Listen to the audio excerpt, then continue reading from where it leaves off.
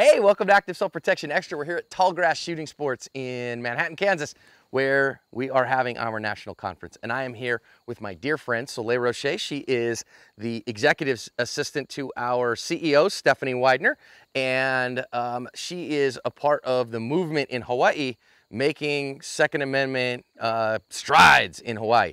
Today, though, we have a particular thing. We were out here, and she's a part of our ASP instructor certification as well. And she was shooting a gun in a holster that she's not very used to, and that holster had a lot of retention. And so what I want to talk about today is how much speed it costs you and how much time it costs you to have the holster set up really well for you versus not quite. MagTech has maintained their high quality during the ammo panic and ramped production to the max. Their ammo is the only ammo I run on the range because of its performance and reliability. I recommend MagTech wholeheartedly.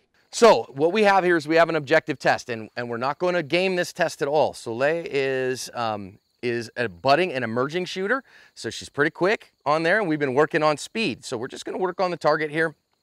I'm not really working on, I've asked her to kind of go at that 95% speed, so then that way you are getting hits and getting them hard. So right now she has a gun in a holster that she's practiced with a good bit. You have, this is your dry fire gun, your regular everyday carry gun, those kinds of things. So with that in mind, let's get some objective measure of what her time is right now on a draw to first shot. Then we're gonna go to the gun that you used yesterday with the holster with a lot more retention that needs some adjustment, and we'll see what it does for the time. All we're gonna do here is on that beep, remember what we were working on yesterday, that you're gonna go on the buh, right? Gonna drive that. As soon as you see enough sights to get an acceptable hit on that bottle target, you're gonna let her fly. Okay. Okay?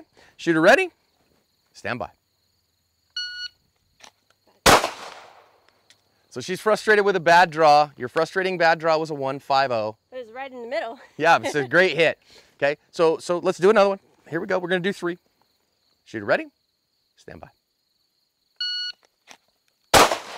Well, that was spicy.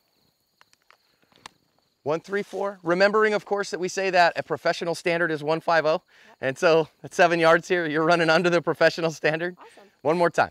Now I know, when we were warming up earlier, you're running a whole lot more than that. So let's get it, okay? Here we go, stand by. Oh, put the gun away. So that was the first time she's ran a sub 1. So first of all, this weekend I did it last year, right? When Neil did the sub-second to what was it called? Yeah, the walk down. The walk down drill. But I'm just saying.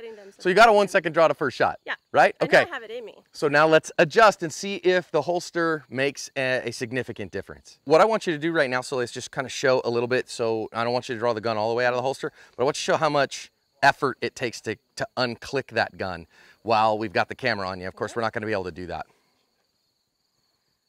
So that takes a lot of effort, a big bunch of effort to get out of the holster. Yeah. Now, this is a holster that we've been working on. It's a fine holster. It's just adjusted too tight. Yeah. And so I want to see what that does. So we can adjust that holster. We decided not to make this video, just to kind of see. Same ride height, same everything else. It's a holster for VP9, not for the Glock that you normally carry, but that's fine too. I just want to see what the difference is objectively when I have to really make that effort to get the gun out of the holster. All right, let's do it.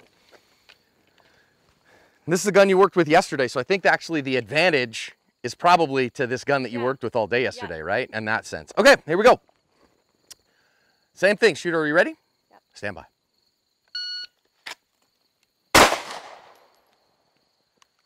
Okay, so I'm going to say you hung out there a little bit at the end, a little bit, 1.8 on that one. So you're going to say, well, maybe there was 3 or 4 tenths that you hung out, but even with that, around 1.5. Let's get it again. Shooter ready? Stand by. Ooh, that was pretty okay. 158 or 148 rather, 148. Okay, let's see one more time. Shooter ready? Stand by. Okay, and what's that? I still hung out there a bit. Yeah, I mean, somewhat I think that might be the dot versus, your traditional irons, whatever, 169. Let's get one more so we can kind of see. Let her fly this time, okay? Shooter ready. Stand by. So we had a little challenge there. 131 is as fast as we can go when we really let it fly. Just go ahead and holster up. Okay, so I think what we can say is even when you're really cranking it, you're probably a 1/4 second to 3/10 of a second slower. And so I think the lesson out of this one is, as you were working yesterday, we were just like, just work through it. It's fine. Nobody's job's at stake, whatever. Yeah. But on your carry holster, you want it to fit the requirements, right? So with an empty gun, you want to be able to turn it over, give it a real gentle shake, and it doesn't come out.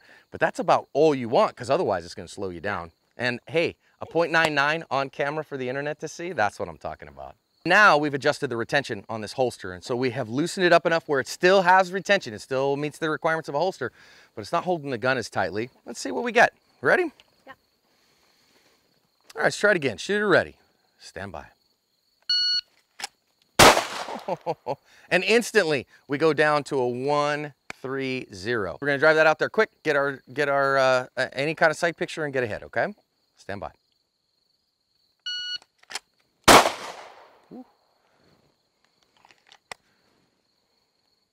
Better? Definitely are coming down significantly.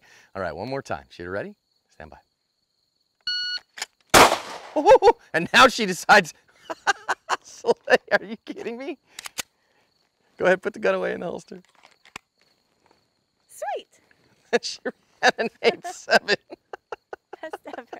Best thing you've ever done. Better than I did yesterday for sure. Wow. So I think that the answer here, and again, we're just, we're just kind of playing stupid human tricks today. But the biggest thing that we really see here is that the amount of retention on that holster really matters for getting the gun out quickly and getting to work.